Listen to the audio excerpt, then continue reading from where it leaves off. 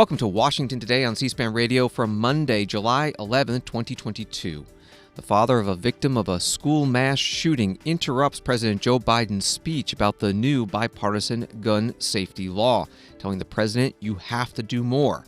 The president later in his speech did call for additional steps, including banning assault rifles.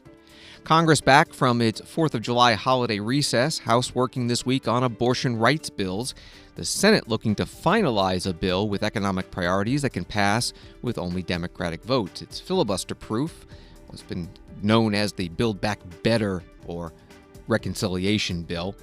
Some of the ideas under consideration: lowering prescription drug prices, raising taxes on some high incomes, and energy and climate change provisions.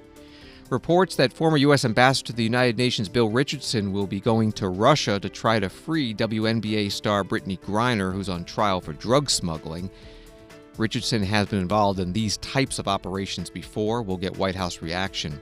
Plus a preview of President Biden's first trip to the Middle East as president. It starts this week. Stops planned in Israel, the West Bank, and Saudi Arabia. We start, though, with an update about the House Select Committee to investigate the January 6th attack on the U.S. Capitol. Multiple news outlets reporting a primetime hearing for Thursday. It was never officially announced, but it was expected. Has now been postponed until some later date. And that Thursday hearing was expected to focus on what former President Trump was doing or not doing for about 3 hours that day, January 6, 2021, during the attack on the U.S. Capitol. But Tuesday's hearing is still on. It's scheduled for 1 p.m. Eastern. Committee members say the focus of that will be on how the violent protesters came together and the role of extremist groups, and also former President Donald Trump's invitation tweet a few weeks earlier where he said, "Big protest in D.C. on January 6th. Be there. Will be wild." We'll have live coverage on C-SPAN Radio and C-SPAN 3 television. That's Tuesday, 1 p.m. Eastern. You can watch on the free C-SPAN Now mobile video app or listen on your smart speaker. Say play C-SPAN Radio. Also, one other news item related to this: a federal judge today refusing to delay Stephen Bannon's trial next week for contempt of Congress for not complying with a subpoena from the January 6th committee. This after the Justice Department called an offer by the former Donald Trump aide to testify before that committee, a last-ditch attempt to avoid accountability on charges of the criminal contempt. Now to gun violence. This from the Miami Herald. A father of one of the students killed at Marjory Stoneman Douglas High School interrupted President Joe Biden on Monday during a White House ceremony touting a new law to curb gun violence, urging the president to take further action on firearm access before being escorted out of the event. Manuel Oliver, whose son Joaquin was one of 17 people killed at the school in 2018, has become a highly visible critic of the Biden administration's approach on guns. That from Miami Herald. We'll hear about the interruption in just a moment, but first, Manuel Oliver, before the White House event, was on CNN talking about what he saw was the bipartisan gun violence prevention law not going far enough. This is like giving a green light to Congress to wait another 30 years to do something else. But guess what? We're not going to let that happen. I was yesterday working on this in the city of Orlando. I was a week ago in Philadelphia, and I will be next week in Texas. So for me, again, this is just part of a process, and anyone that thinks that this is a new start, a new beginning, is probably showing that we can slow down our activism. Not me, not Joaquin, not my wife Patricia, and not the thousands of kids that are out there. That was Manuel Oliver on CNN early this morning. Later on the White House South Lawn, again as the Miami Herald reports that President Biden was touting the new gun law, which strengthens background checks for firearm buyers under 21 and bolsters funding for school safety in what many advocates hailed as the most significant federal legislation on guns in 3 decades, when Oliver, in attendance, stood up and began talking to the president. The action we take today is a step designed to make our nation the kind of nation we should be. It's about the most fundamental of things, the lives of our children, of our loved ones. We face literally a moral choice in this country, moral choice with profound real-world implications. Will we take wise steps to fulfill the responsibility to protect the innocent and while keeping faith with the constitutional rights? Will we match thoughts and prayers with action? I say yes, and that's what we're doing here today. Today's many things is proof that despite the naysayers, we can make meaningful progress on dealing with gun violence. Because make no mistake, sit down, you'll hear what I have to say. If you think you...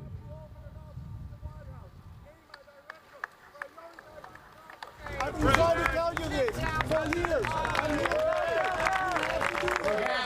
Let me finish my comment. Let him talk. Let him talk. No one, okay? Because make no mistake about it, this legislation is real progress, but more has to be done. President Biden speaking on the South Lawn of the White House, and in the audience, Manuel Oliver, the father of one of the victims of the Marjorie Stoneman Douglas mass school shooting in 2018.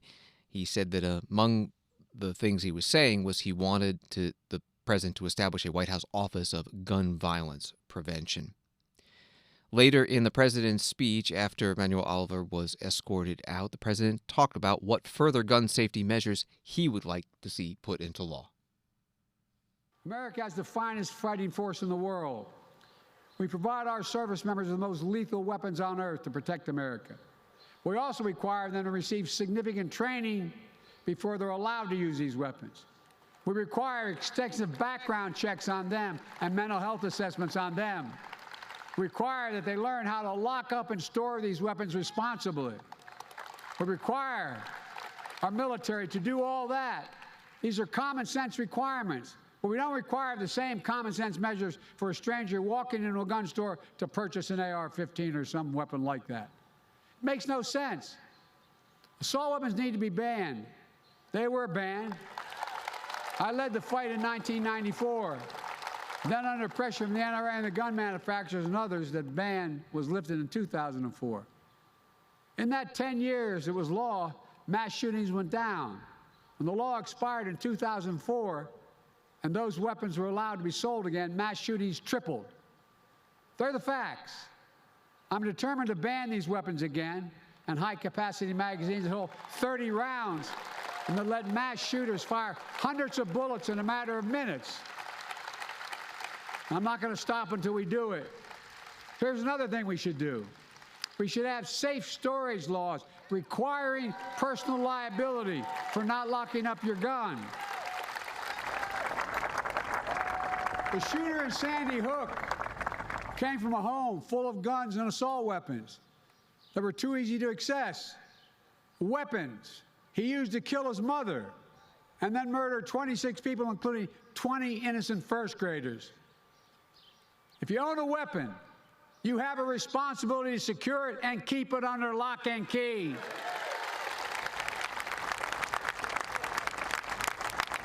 Responsible gun owners agree. No one else should have access to it, so lock it up. Have trigger locks. And if you don't, and something bad happens, you should be held responsible. President Biden on the South Lawn of the White House. C-SPAN's Capitol Hill producer Craig Kaplan tweeting that Texas Senator John Cornyn and Texas Congressman Tony Gonzalez, who represent Uvalde, were the only Republican members of Congress at today's White House bipartisan gun safety law commemoration event, per the White House pool. Congress is back in session this week following a 2-week recess. We spoke with Politico's congressional reporter Catherine Tully McManus about what's on the agenda. She started with the Senate and the news that the Majority Leader Chuck Schumer, Democrat from New York, has tested positive for COVID-19. With Schumer out and Senator Patrick Leahy, who is recovering from a broken hip, was not anticipated to be on Capitol Hill this week. There will not be anything brought to the floor that is going to be a tight vote in this 50-50 Senate. Democrats need their full 50-member strength to pass almost anything. And so we don't anticipate, a reconciliation bill is not headed to the floor this week until Democrats can be at their full strength. However, those conversations about a party line Democratic spending bill focused on taxes, energy, etc. Those conversations we do anticipate to continue happening between Majority Leader Chuck Schumer and, of course, Senator Joe Manchin of West Virginia. They have been doing one-on-one talks now for months and are kind of a duo that is specifically crafting this legislation to get Joe Manchin's vote somewhere down the line. What the Senate can do this week is clear 3 nominees who have gotten Republican backing in committee and have committed Republican votes for the floor. So there might not need to be as much schedule changing as we have seen with previous COVID diagnosis in the Senate. Over in the House, they have a packed schedule.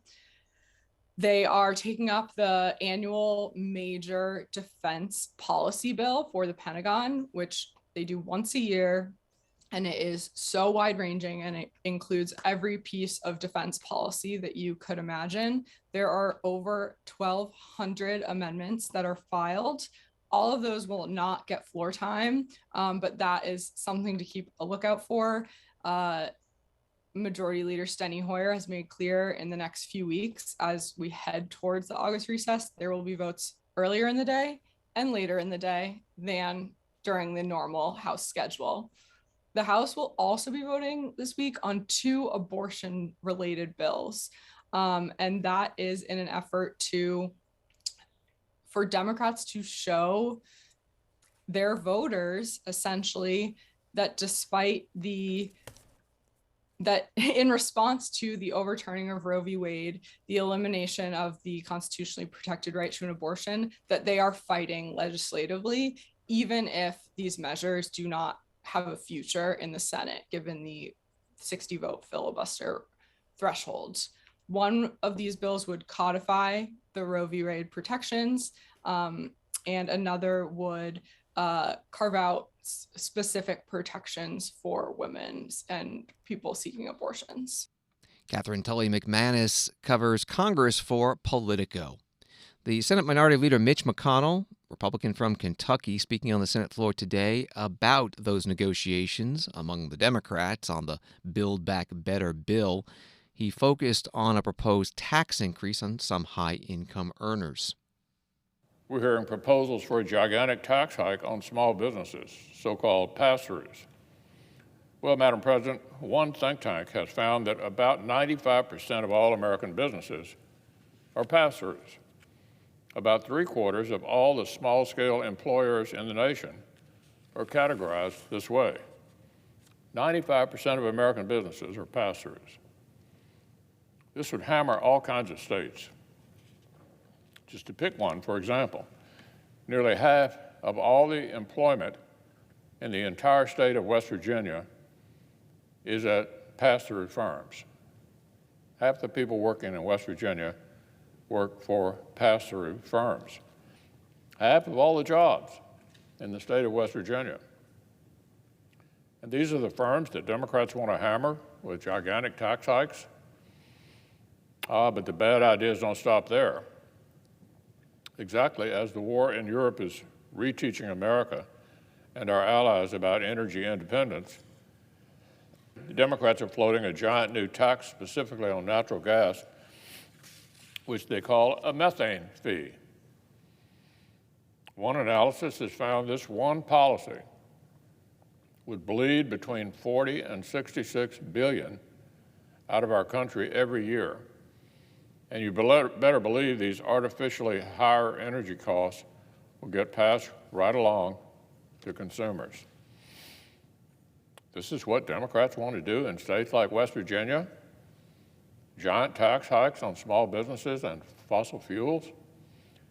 It's like they aren't content watching the recessionary warning signs and are trying to make absolutely sure that we get a recession on their watch. Now, it's not as though there's any shortage of real important work Congress could and should be tackling on a bipartisan basis instead of these awful ideas. But this party line scheming is going to crowd that out. For example, Democrats are moving ahead and trying to jam the Senate and the country with a party line tax hike through reconciliation, will certainly crowd out our ability to process the bipartisan USICA bill aimed at competing with China. Our side cannot agree to frantically steamroll through delicate bipartisan talks in order to meet an artificial timeline so our Democratic colleagues can clear the decks to ram through a party line tax hike. A business owner couldn't bargain in good faith with a customer who'd already announced he plans to rob the store. We can't negotiate the finer points of a nuanced economic policy in a bipartisan way, only for Democrats to immediately turn around and redesign the entire economy along pure party lines. Of course, that can't work. And what about the other governing priorities that Democrats are neglecting? What about the National Defense Authorization Act? The House is advancing their version of this important legislation this week. Will Senate Democrats neglect the NDAA like they did last year? That would say a lot about their actual resolve to compete with China. Now is a terrible, terrible time to paralyze the Senate by trying to tax us into recession on a partisan basis. The Senate Republican leader Mitch McConnell on the Senate floor. He mentioned USICA, that stands for United States Innovation and Competition Act. It goes by a number of different names as it's moved through the process. You might have heard it called the CHIPS Bill, for creating helpful incentives to produce semiconductors for America Act. It would provide, no matter what the name, $52 billion for the U.S. semiconductor industry to compete with China. And what the senator said on the floor today, following up on what he said during the recess, that if the Democrats move ahead with the Build Back Better slimmed-down version that they're considering and pass it only with Democratic votes, he may have the Republicans hold up that other bipartisan bill. You heard Senator McConnell reference West Virginia. Senator Joe Manchin, Democrat from West Virginia, one of the key people in the negotiations. His vote would be necessary to get it through if no Republicans vote for it. Following Senator McConnell on the floor, the Senate Democratic whip, Dick Durbin of Illinois, who said money raised by the proposed tax increase that Senator McConnell mentioned, he said would go to a good cause. Let's talk about the Democrats in favor of a tax hike. Let me put this in perspective. The Democrats are trying to achieve something that the vast majority of the American people want desperately. Find a way to control the spiraling cost of prescription drugs. I can't think of a single issue more popular with the American people, Democrats, Republicans, and independents. And so the senators have been working on it. Senator Shaheen, Senator Schumer, and Senator Manchin and others have been discussing ways to reduce the cost of insulin to no more than $35 a month. Wouldn't that be a break for the millions of diabetic Americans who many times have to cut the amount of insulin that they use because they can't afford it? To have affordable, life-saving medicine? Isn't that something we all should applaud? And doesn't it reduce cost overall for us to bring down the spiraling cost of prescription drugs? The senator from Kentucky talks a lot about the cost American families are facing. We know that's a fact. One of the first things they'll identify are the cost of prescription drugs. We want to do something about it. The senator from Kentucky has said no, he won't support this effort to corral in these costs of prescription drugs as long as there's an increase in taxes. Turns out the increase in taxes were the Trump tax cuts for the wealthiest people in America. Yes, I think they ought to pay more in taxes, and if they're paying more in taxes, it means that families pay less for prescription drugs. Sign me up for it, and sign most Americans up for it. The notion of tax hikes on the wealthiest people in this country does not strike me as inflationary. It strikes me as common sense if it's then turning into lower prescription drug prices for American families. The Senate Democratic whip, Dick Durbin, on the Senate floor. Wall Street today, the Dow down 164, NASDAQ down 262, S&P down 44. From Fox News, President Biden said on Sunday that his administration is looking at declaring a public health emergency on abortion access after the Supreme Court overturned Roe v. Wade last month. He's quoted as saying, "Keep protesting, keep making your point. It's critically important. We can do a lot of things to accommodate the rights of women," the president said on a bike ride in Delaware. noting that his staff is exploring whether he has the authority to declare a health emergency and what impact that would have. Some questions today about this at the White House briefing with Press Secretary Karine Jean-Pierre. How seriously is President Biden weighing a public health emergency regarding abortion access? And does he have any concerns about what kind of impact that emergency could have on access? So Jen Klein spoke about this when she joined the briefing room on Friday, and she is, for those who don't know, she chairs the Gender Policy Council, and she has been leading the effort along with other White House offices within the White House on our response to Dobbs' decision. But also, we have to also remember that we started working on this prior to that, prior even when the decision leaked, which was when SB 8 in Texas was passed. So this is something that this administration has been very laser focused on, but the team has been evaluating every option. When we looked at declaring a public health emergency, we learned a couple of things, and she spoke to this as well. I'm just repeating what she said when she was in the briefing room, which is, one is that it doesn't free very many resources. There's very little money left, about tens of thousands of dollars that have left because we have used it for other reasons, in particular our COVID-19 response, the monkeypox, which is an issue that we're dealing with right now that we have been very aggressive on dealing with. And also, it also doesn't release a significant amount of legal authority, and so that's why we haven't taken that action yet. But as she has said, and as the president has said, that everything is on the table doesn't mean that it's off the table, and we're going to try and figure out every meaningful action to move forward. So we haven't taken it off the table, but there are components of this potential decision that has kind of given us pause and made us think a little bit deeper about doing that. The White House Press Secretary Karine Jean-Pierre with reporters in the White House briefing room. Food and Drug Administration receiving today an application for the first over-the-counter birth control pill. This comes as the Supreme Court has overruled Roe v. Wade, putting more attention potentially on contraceptive access. The drug company submitting the application is HRA Pharma. Approval by the FDA could take several months. Washington Today continues in a moment. The January 6th committee returns for its 7th hearing. Watch as they examine the role extremist groups played in the attack on the U.S. Capitol and their relationship with the Trump White House. Watch the hearing live Tuesday at 1 p.m. Eastern on C-SPAN, C-SPAN Now, or online at cspan.org. You can also visit our website at cspan.org/January 6 to watch previous hearings and other videos related to that day. C-SPAN, your unfiltered view of government. And all the January 6th committee hearings also live here on C-SPAN Radio. Listen on your smart speaker. Say play C-SPAN Radio. Welcome back to Washington Today, available as a podcast on the free C-SPAN Now mobile video app and wherever you get your podcasts.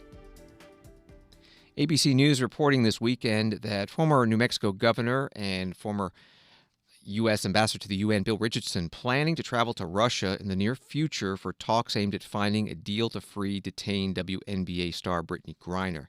ABC News citing an unnamed source with knowledge of the proposed trip. Richardson has played a role in achieving a prisoner exchange in the past. He did one in April that saw Russia release former U.S. Marine Trevor Reed after nearly 2.5 years in captivity. And Russia, writes ABC News, has repeatedly suggested it's interested in trading Griner for Russians held in U.S. prisons.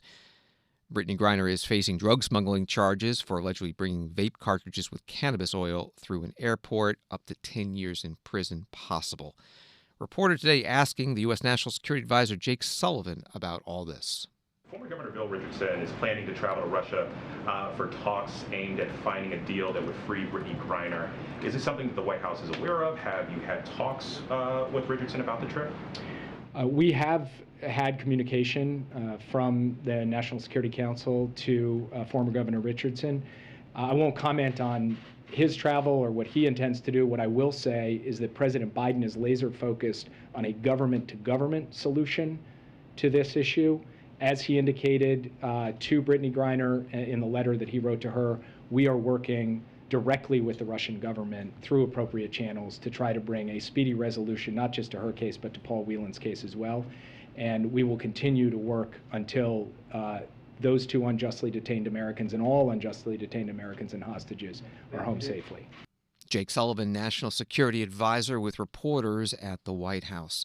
Some other headlines from Russia's war against Ukraine. The Ukrainian President Volodymyr Zelensky pledging that punishment is inevitable for the Russians responsible for a strike on a residential building in the Donetsk region that killed at least 30.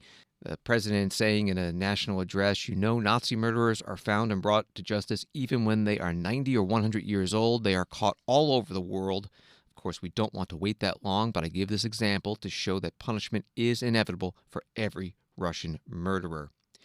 Also today, Russian President Vladimir Putin expanding a fast-track process that allows Russian citizenship to all Ukrainians.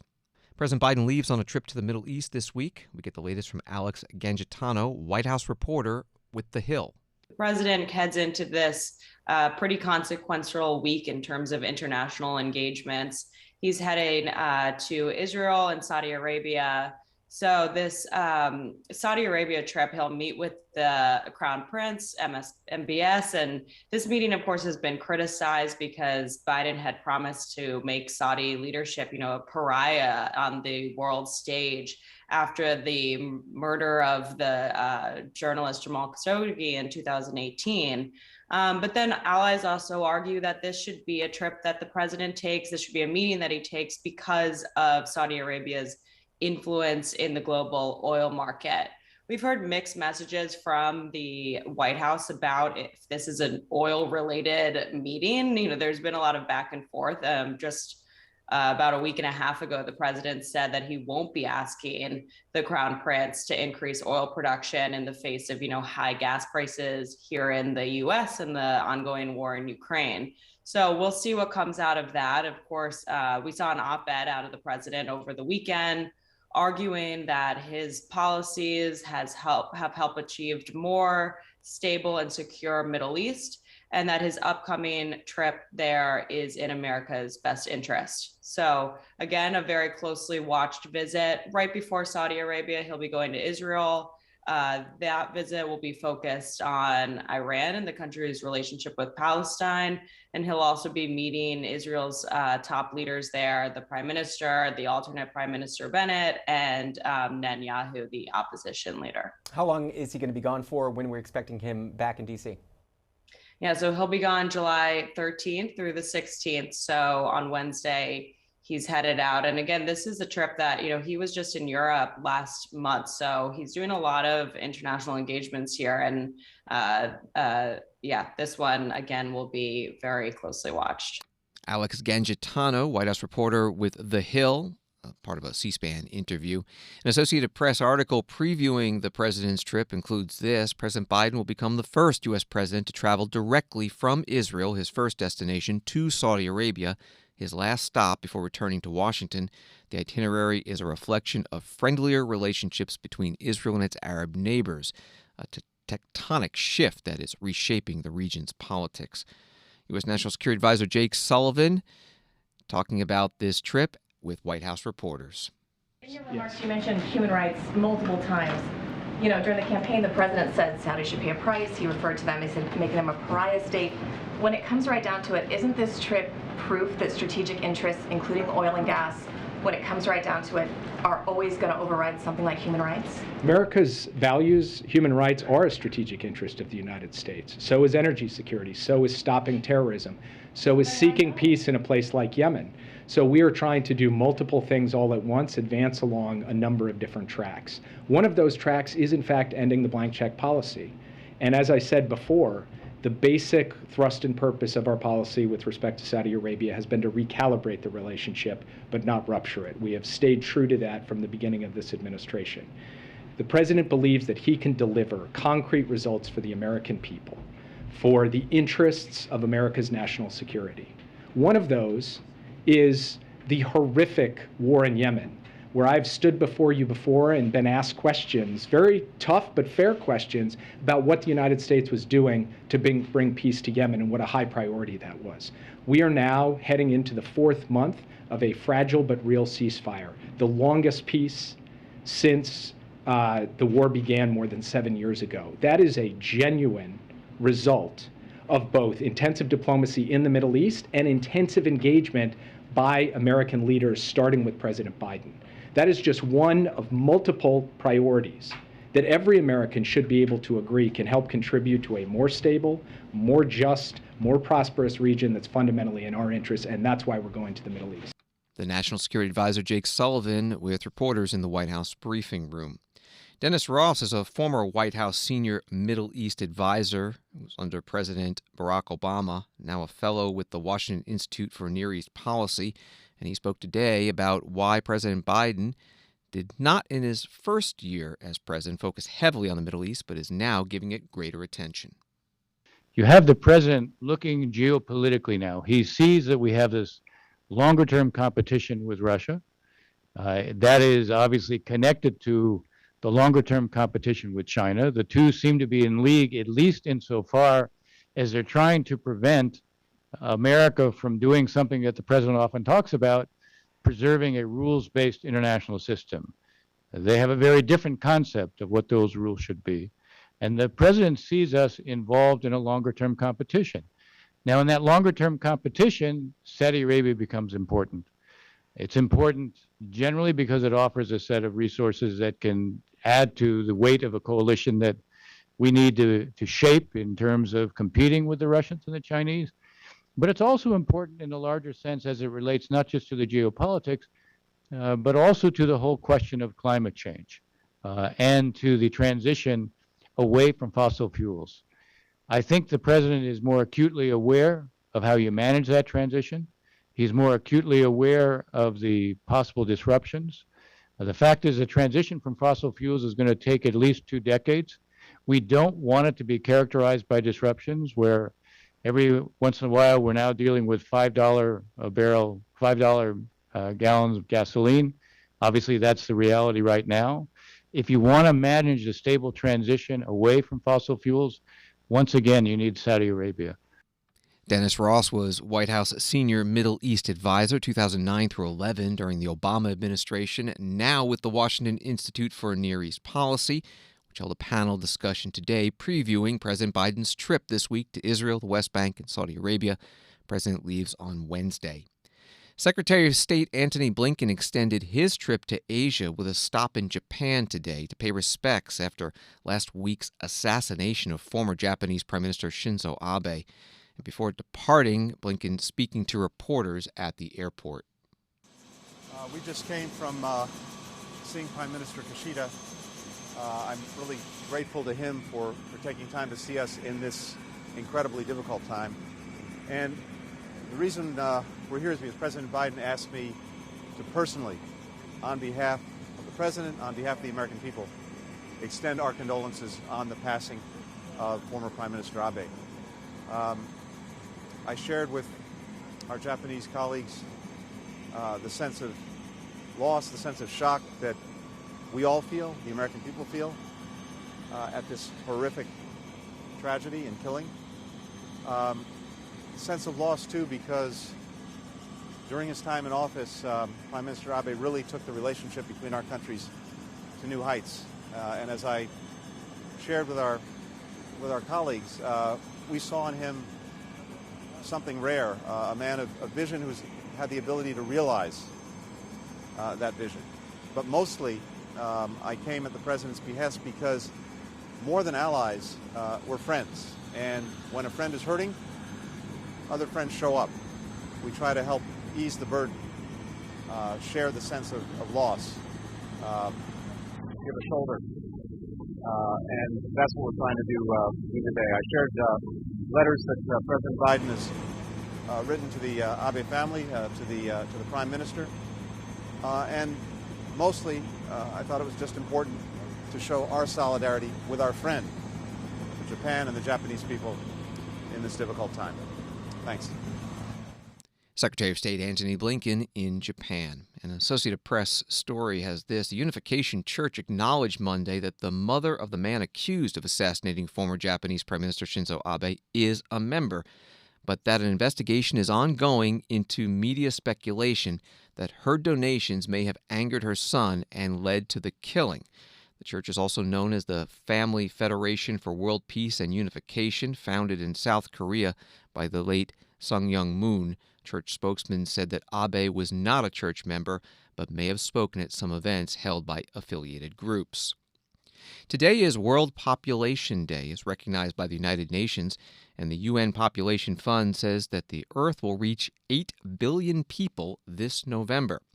Banet Nyanabanji is UN Population Fund Regional Director for East and Southern Africa, and today he posted this video. As we approach a world of 8 billion, we need to look beyond the numbers. The solution is not more or fewer people, but equal access to opportunities for all. The best way to ensure demographic resilience is support human rights, including every individual's reproductive rights and choices. In an increasingly interconnected world, collaboration between continents, sub-regions, and countries is critical. If we are to ensure that our planet can support the needs and aspirations of the present and future generations, all countries must work together towards greater equity and solidarity. This is why UNFPA helps countries find proactive, transformative pathways to thrive in a world of rapid demographic change and to realize a just, prosperous, and sustainable world for all. Banet Nyanabanji is with the UN Population Fund. He mentioned USFPA, that's the former name of it, UN Fund for Population Activities. Posting that video, he is the director for East and Southern Africa on this World Population Day. The world population crossed 1 billion people way back in 1804. Then it took until 1927 to reach 2 billion. Then in 1960, 3 billion. And since then, 1 billion has been added every 12 to 14 years. And the UN Population Fund predicting this November there will be over 8 billion people on the planet. Thanks for listening to Washington Today. Get more Washington top stories sent to you every day by signing up for C-SPAN's evening newsletter Word for Word. Go to c-span.org/connect to subscribe. Have a good night.